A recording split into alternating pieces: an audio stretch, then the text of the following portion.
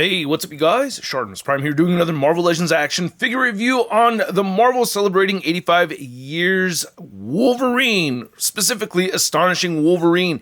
We've gotten a couple of these before, but this brand new one right here, I'm very excited for. However, I will say in the packaging, it does look like it's lacking paint already. We'll get into that more, but that head sculpt's looking really good anyway. On the side it says celebrating 85 years of Marvel right there. On the back you can see some nice looking artwork from Wolverine from the Astonishing books, as well as this one right over there. And then on the top, get the celebrating Marvel 85 years shield logo, and not much more at the bottom. And I gotta give a big thanks to the Toy Snowman for making this review possible. If you're trying to pick up your Marvel Legends, Transformers, G.I. Joe Classified, DC Multiverse, and all kinds of figures, you can find them over there at the Toy Snowman. Link is in the description below. Alright, let's get to it and crack this thing open. And here's the new Wolverine figure out of the packaging. And at this moment in time, I have taken a whole bunch of pictures of this figure, and I have not used any of the accessories. I've just been playing with the figure as is, just taking it right out of the box, and I have been having a really good time with this piece. And it's a very good looking figure as well. However, I do have my list of, I wish they could have, or I wish they did this and that. So yeah, we're going to get into those. But first, let's get a closer look at those accessories. So the figure comes with 2 heads, and we get 3 sets of hands over here, and they've done something that I didn't think Hasbro would actually do. They gave us new claw hands. Unless these were on another Wolverine figure, but yeah, these look really good. I like the seams sculpted in there. They are different from the X-Men 97 claws, obviously, but yeah, these look really good. I like the wrinkles in the gloves. Really nice looking hands. You get a set of Summers pointing hands. That's what I use this for, to poke Summers in the chest. And again, I like the details in this. You get a wide open hand for the right side. Yeah, nice little wrinkles and everything in these gloves. I like them. And then you get a set of fisted hands as well. You know, not terribly interesting, but there are details here to admire. Like these itty bitty seams. I love that stuff. So I think them giving us a maskless Wolverine head representing John Cassaday's artwork is absolutely awesome. I love that they went with a specific artist's rendition over here, and it looks so damn good. I love the wrinkles right there on the eyes. The blue paint for those eyes looks great. The subtle facial hair, the stubble in the middle of the face, not just talking about the chops right over here. Just that stubble on the chin. The mouth paint looks pretty good. It looks like there's a tiny minor glob above the middle of his lip right there, but I can't really take points away from it because of that. I just noticed that only now, getting this very, very close look with my macro lens, and you can see the hair looks pretty good. I like these little spikes and everything. And by the way, this head looks really good on the Logan figure that came with the Sabretooth 2-pack, because he had a red shirt when he first appeared in Astonishing X-Men, so you could plop that head on there. It looks pretty damn sweet. But you don't just get the one head, you get 2 heads. And unfortunately, no hinge and no drop-down cowl to go along with this, which isn't a big deal, you know, but still, I noticed I'd prefer to have the drop-down cowl to go with the mask, or the drop-down mask anyway. But this looks pretty damn good. I'm really happy with this. Just a little gripe of mine is that it looks a little fuzzy on this side, you know, like the black is kind of bleeding into a gray color right here with the flesh tone. But I like how the gums look. The teeth look really good. Again, that 5 o'clock shadow looks great. The design of the mask and everything looks really good and accurate to those comics. So I'm very happy with this head sculpt. I'm going to show off some more head swaps later on. But I wanted to look at this new body right here, which I really dig a lot. I think it looks really good. We get some really good articulation with it. I like this belt right over here. Nice seams sculpted throughout. I wish there was some subtle paint detail. I always like to see paint detail. It does stand out to look a little bland to me, just having a flat blue, flat yellow, and then you get this nice detailed hairy arm work right over here, which I'm happy to see. I am happy to see that. I like the other stuff too that's not on the figure, but I like seeing this, and that's pretty damn cool. The pinless joints look great. Big old muscles right there for Wolverine. Nice stretchy details in the sculpt right over here. I'm going to go over the articulation more in a bit, but I will mention that when you bend all the way forward with the butterfly joints, you'll get gaps right there, and then when you bend all the way back, you're going to see some gappage right over there as well. Does that ruin the figure for me personally? No, it doesn't, but I could see how someone would look at that and go like, oh, this is cheap hot garbage just because you did that. Nice wrinkles right over here in the knees. I do like that. And these boots look pretty damn sweet as well. They could use a little bit more paint. That's looking a little transparent over there. This side has a little scuff, and I noticed over here we got some weird cracking going on the yellow. So that does bother me. I don't like that. I don't think I have one section where we have these yellow squares, or rectangles anyway, where they look absolutely clean.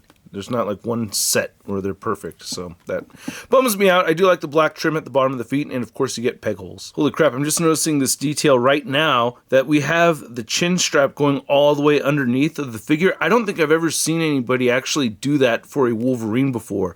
That's a nice attention to detail right there.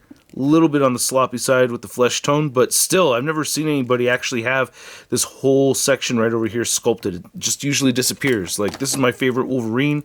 Yeah, you can see it just disappears with this one right here. It's not really there. This one, they got it. There are two things that I don't like about the articulation on this figure. Other than that, I actually really like it a lot. One of those things is the lack of a neck hinge right over here. Now, some may say that having the ball joint gives you more range of movement. I totally disagree with that, unless it's a Mafex figure. Them having that bend in the peg right here, which Hasbro doesn't really have. It's just one, it kind of bends a little bit in there. Not really, though. Yeah, it's more just a straight up peg sticking straight up. So if they had that bend in there, then we'd be able to lift up more than that. And if we had the hinge, we'd also be able to lift up more than that. You can get them to look down a bit. Of course, they'll turn side to side, and good head pivoting movement. Butterfly joints work out great. I really like them a lot. And you could rotate the shoulders all the way around with this pad moving with it. And you can move the shoulders outward that far. You can move them in. You get the bicep swivel. Bit of blue paint scuffing that I'm just noticing right now. So that may have just happened, but keep an eye out for that with your figure. Ooh, I got that on this side too. Damn, yeah, just noticing this right now. It may have just happened, I don't know. But there's blue paint scuffage on the inside of the arms right over here. So that's not good. Bicep swivel. And we have the same arms as the last Wolverine with the pinless double jointed elbows, except for the forearms right here are different. You get the wrists that turn side to side, hinge up and down. Good diaphragm joint pivoting, moves forward and back a bit at the diaphragm. You can turn side to side. Nice ab crunch over here and moves back. And let me know what you guys think of this articulation scheme. I like it. I don't know if it's the very best. I was thinking of making a video discussing what is the best articulation for 6-inch scale figures. So I got into just minor little back and forth with Anthony's Customs on Instagram about that. I thought it'd be a fun video to do. So let me know what you think about that. Hips move outward all the way, so you could almost do the splits. You can kick forward very far, back a tiny bit, upper thigh cut. Pinless double jointed knees, and no freaking boot rotation. Oh, Hasbro, why? This one has the boot rotation, and it helps a lot with the figure, but no boot rotation on this, and that bums me out more than the head issue that I was talking about, or the neck joint. This is a huge bummer, and I don't think it should cost them much money to incorporate that into the figure. That bums me out a lot. And then the ankles do move down. They do move up nicely, and he has beautiful ankle pivot. Now to measure out the height of this new Astonishing Wolverine figure, you could see that he is standing right at 6 inches tall. And then for a Wolverine comparison, you can see our X-Men 97 Wolverine next to this Astonishing Wolverine, and they do have different articulation schemes. You only get the U-joint right over here, and then you don't get that upper torso diaphragm cut. So you do get more articulation with this one, even though this one has the boot cuts right here. But I wanted to do a head swap. Someone requested this anyway. And that doesn't look too bad. I don't know. I like the style of the shorter ears with this particular body. But yeah, it's not a bad look. This figure is just slightly taller. I do prefer having a little bit shorter Wolverine. So yeah, he is a little bit on the bigger side. Oh yeah, and just to show off how it would look with the cowl collapsed behind him. I don't know, it does look a little bit weird. Not terrible or anything, but I guess I kind of see why they didn't include this. Oh, and I almost forgot to include a Logan head swap over here. Not looking too bad. Then for an Astonishing Wolverine comparison, you can see we have the Toy Biz version right here next to our latest Hasbro version. I did sell off my Puck Build-A-Figure Wave Astonishing Wolverine. You can see a size comparison with that figure next to the Toy Biz Astonishing Wolverine. I'm happy I sold it. I have no use for it at this point, but I feel like the colors right here are a bit dark on the Toy Biz version, and I think they're just slightly too bright on this new Hasbro figure, even though I do think this is closer to how he looked in the comics. So if I hold this up right over here, I don't know, the yellow is not terribly off. It could just be a slight shade darker, right? I don't know, it could be the lighting from this panel, but still, doesn't look bad. Then here's Astonishing Wolverine. Next to our other Astonishing X-Men original lineup characters, we have Kitty Pryde, Beast, Cyclops, and Emma. And we have this new Emma Frost and new Cyclops figures right here, which I think is great that Hasbro released these. So this is awesome. Next, I hope we see a new Beast over at San Diego Comic-Con. Please, I want to see that prototype. He's got to be bigger and just way better overall. This is really one of the worst Marvel Legends of all time. Maybe a slightly smaller Kitty Pryde on the Shriek body mold. That could work too, right? She is a bit tall. And then here's Wolverine. Next to your average 6-inch scale figure, we have the Marvel Legends Big Time Letdown Spider-Man. Hey Wolverine, I was just wondering if they ever named a beer after you, they should call it Bub Light. You know, because you say Bub all the time, right? Get it? Bub Light. Huh? Whoa. Oh, scary. Oh, please don't stab me. Oh. So I hope you guys enjoyed this video. Please support it by hitting that like button. And if you're new to this channel, go ahead and hit that subscribe button. And this figure is very cool. I do like this Wolverine figure a lot. I have my gripes about it, but I really do like it. There's so much cool stuff going on here. It's hard to ignore that fact, but I just can't believe they didn't put the calf cuts in the boots. That's the thing that bums me out the most about the figure. After that, there's very little to really get upset about. Yeah, I wish we had a hinge in the neck, but that didn't stop me from getting him into some cool jumping and lunging poses. I had a great time adding this with my other Astonishing figures, so this figure is really cool. I do like it. It could be the Wolverine figure for some. It could be your very favorite Wolverine figure. I could understand that. I wouldn't blame you if you felt that way about it. Just for me personally, it's not. I just gotta tell you, it's not. I love it. It's still a great figure. I have no plans on getting rid of it. I still think it's great.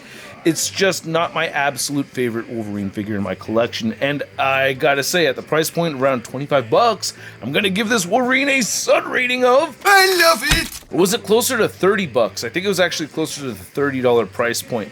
Still, same rating. Fantastic figure. I want to know what you guys think. Let me know in the comments section below. If you want to see the latest in Marvel news, you can find it all over at marvelousnews.com. And if you want to stay in touch with me on social media, you can find me on Instagram, Twitter, Twitch, TikTok, and on whatnot. We got a live stream coming up Thursday doing a giveaway for Spider-Man, so I hope to see you there. Link in the description below, and I will catch you guys later. Peace!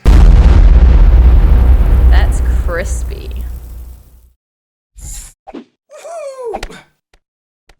Hey, new ShartimusPrime videos. Hey, you should click one.